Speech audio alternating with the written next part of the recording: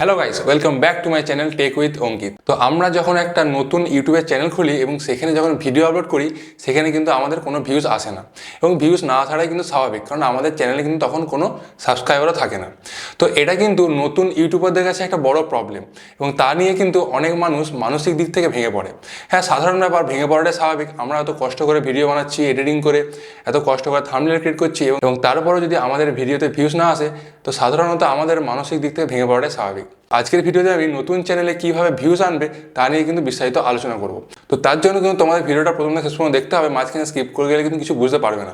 তো চলুন বেশি না কথা বাড়িয়ে শুরু করা যাক আজকের ভিডিও। তো নতুন ইউটিউব চ্যানেল ক্রিয়েট করার পরে ভিউজ আনার কিন্তু আমাদের একটাই বড় উপায় আছে, সেটা হচ্ছে শেয়ার করা।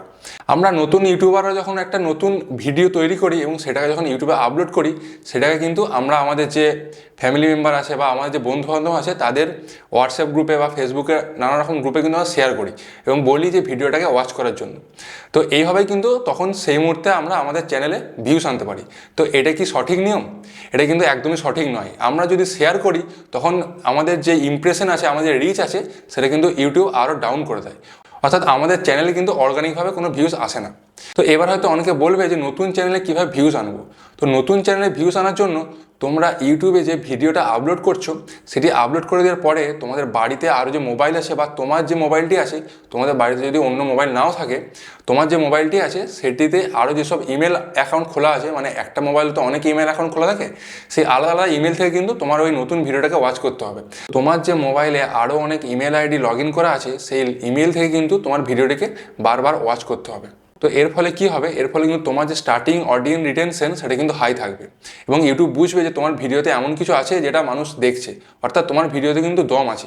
তো এর ফলে কি হবে? তোমার যেহেতু স্টার্টিং অডিয়েন্স রিটেনশন হাই আছে, তাহলে কিন্তু ইউটিউব ভিডিওটা আরও অনেক মানুষের সাজেশনে পাঠিয়ে দেবে।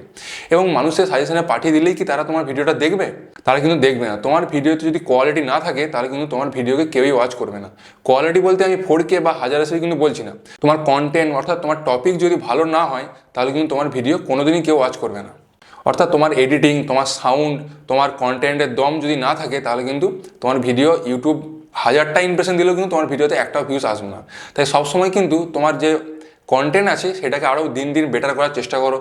তোমার এডিটিং লেভেলকে আরও বেটার করার চেষ্টা করো, তোমার সাউন্ড লেভেলকে আরও বেটার করার চেষ্টা করো।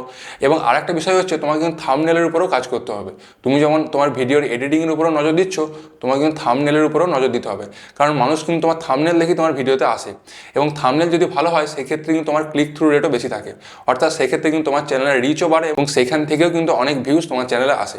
তো এবার থেকে এডিটিংয়ের পাশাপাশি কিন্তু থাম্বনেল, টাইটেলের উপরেও কিন্তু নজর দেওয়া শুরু করো। এবং তোমাদেরকে আরেকটি কথা বলে রাখি, তোমরা যখন একটি নতুন ইউটিউব চ্যানেল শুরু করছো, তখনই কিন্তু তোমরা এই ট্রিক্সটিকে অ্যাপ্লাই করবে।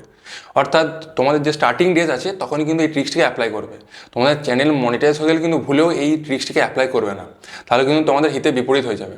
আমি কেন বলছি? আমাদের যখন চ্যানেলটি মনিটাইজ হয়, সেখানে কিন্তু আমাদের যে ভিডিও আছে সেখানে অ্যাড রান হয়। তুমি যখন বারবার একই আইপি অ্যাড্রেস থেকে, মানে একটাই মোবাইল থেকে যখন বারবার ওই তোমার ভিডিওকে ক্লিক করবে, এবং ক্লিক করার দরুন যখন তোমার অ্যাডটিকে অন করবে, তখন কিন্তু তোমার চ্যানেলে ইনভ্যালিড ক্লিক অ্যাক্টিভিটি হয়ে যাবে। এক্ষেত্রে কিন্তু ইউটিউব তোমার যে অ্যাডসেন্সে অ্যাকাউন্ট আছে সেটাকে কিন্তু ডিসেবল করে দিতে পারে, এবং তোমার আর্নিং কিন্তু পুরোপুরি বন্ধ হয়ে যেতে পারে। তাই ভুলেও কিন্তু চ্যানেলটি মনিটাইজ হয়ে যাওয়ার পরে এই ট্রিক্সটিকে অ্যাপ্লাই করবে না। তো আজকের ভিডিওটি একটু ইনফরমেটিভ মনে হলে অবশ্যই একটা লাইক করবে, এবং কিছু বুঝতে অসুবিধা হলে আমাকে অবশ্যই কমেন্ট করবে। তো আজকের ভিডিওটা এই পর্যন্তই। দেখা হচ্ছে কালকে নতুন এক টপিকের সঙ্গে। Thank you.